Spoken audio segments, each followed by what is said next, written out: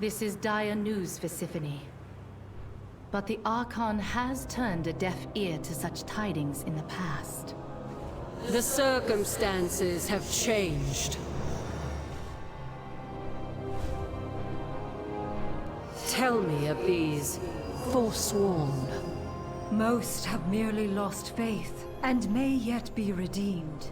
But some have fallen so far as to wield the power of the Maw itself. It is true. This mortal has fought against Ascended who are in service of the Jailer. Lasonia is not the only one. We do not know when or where the Forsworn will strike next. But strike they will. What you speak of is unthinkable, but we must remain vigilant nonetheless. Paragons, return to your temples. Adrestes, monitor the wards. It appears you have a part to play in all of this, mortal. Let us see what comes of it. Go in service. Wait, what? I was just looking at this Kyrian and just going like, wow, this is amazing, and how the game is dead, and how I couldn't form a raid right before this, but the game has turned into some sort of a storyline arc that is quite interesting when you actually get into it, because it's ranging with a lot of issues that actually approach a lot of ancient philosophies, which is very interesting.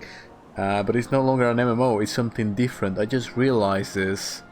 It's no longer an MMO. You can just do the whole raid on LFR. If they're trying to tell you a story arc about the Archon and the Ego and these Forsworn who are going against the Path of Ascension, because the Path of Ascension requires too much suffering, too much sacrifice. Humility's ward stands strong. However, perhaps it would do the Forsworn service to relearn the lessons taught there. The past memories of all Kyrian are stored at the Temple of Wisdom. All I am Kyrian. quite relieved to see its ward holding. All the memories of all Kyrian, they are on the Temple of Wisdom. They don't lose their egos, they are stored. This is the whole thing about the Forsworn not wanting to lose their memories.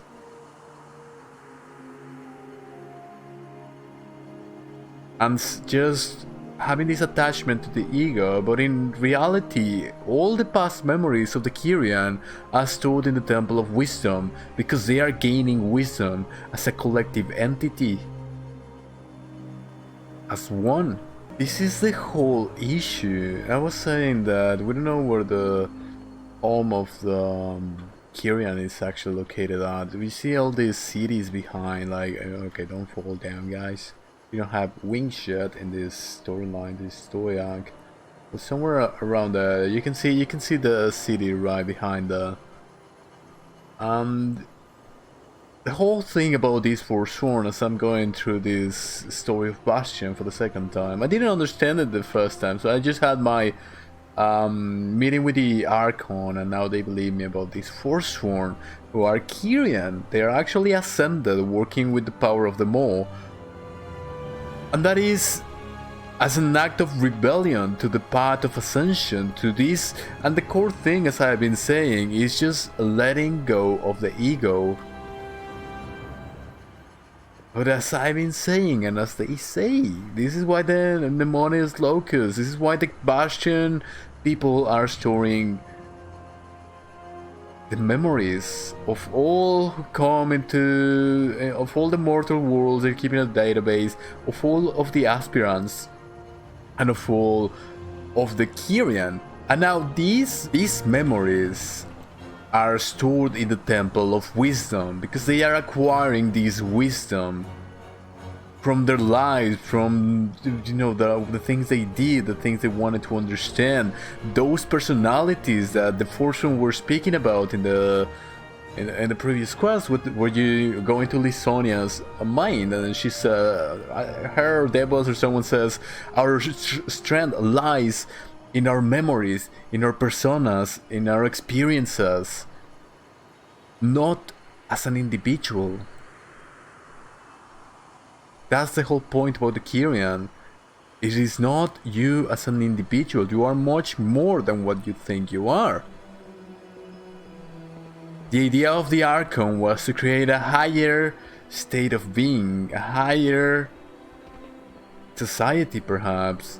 And you can see as a Kyrian, everything points towards the same thing. So they gain these bodies. You know, Pelagos tells you, I used to be a woman in my life. It's interesting that I got the body of a man. And all of them look the same. There's not much difference between them, because this is just an avatar for who they really are. They really are anima at their core, anima experiencing things, but all of their lives, all of their struggles, all of their attachments and their burdens that they have to overcome, like this Pelagos guy, girl, okay, it's getting confusing. He's always feeling like he's not worth anything, like everybody told him, her, that, you know, she was never going to be able to achieve things, and now he's never gonna be able to achieve ascension.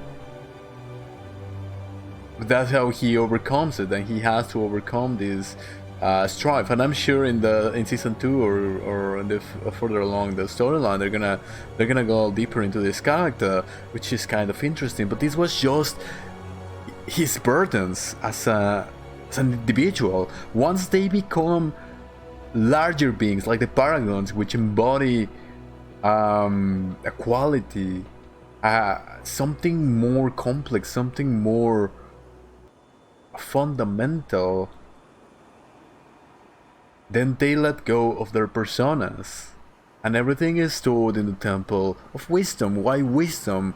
Why would it be wise to go over all these memories? Because there's much to learn from it. Learn about the pain, learn about how you felt. You know, the Arbiter says they go through every joy, every folly, and every regret. For what reason? Because they're trying to become something else. And now in the real life study of consciousness, and how in theology and philosophy and some of the other things, there's this idea of the collective consciousness, and how higher and more evolved beings are actually collectives, where they don't care so much about their individuality, but they care a little bit more about the whole, about working as one. But this is not regression, this is progression into a higher state of being. It's so interesting because people say that the Kyrian, they're just a cult, they're just some weird cult, and you know, I just read somewhere that they're saying, I cannot believe they make them the good guys. What? Then what is the good guy? Is the good guy is the selfish person who just care about themselves, and they just want to raid whatever and not care about the community and care about anything. You know, I was sad before I started my PlayStation today because I couldn't form my raid, and I see all these bugs, and half of the LFG site are just carries, and it's just a very selfish, very individualistic nature that this game has turned into. Well, it all used to be about the community, it all used to be about living in this fantasy narrative where you find adventurers like-minded, and you go on to take on these monsters or whatever. Now everything is about me, I, the ego. And the game, the story arc of Bastion is about letting go of the ego and becoming something else, something higher, going through this path of ascension. So indeed, it is a cult, but it's not a regressive cult, it's a progressive, collective consciousness. I will definitely go deeper into this topic in the future, because they hit the nail of something very important in narratives and philosophies and so on and so forth. I continue with my story arc. Thank you for watching, if you made it so far. Maybe I'll see you in the next one. to something else, something higher than yourself, as they say, the path of righteousness. I think this is the most lore-friendly covenant for a paladin. This is just the way it has to be. Look at the background just changing all around. Why is it doing this? Just bloody fantastic. Having a moment now. I'm glad that there's not a goddamn bumpkin around just jumping and doing all this nonsense. I definitely made the right choice.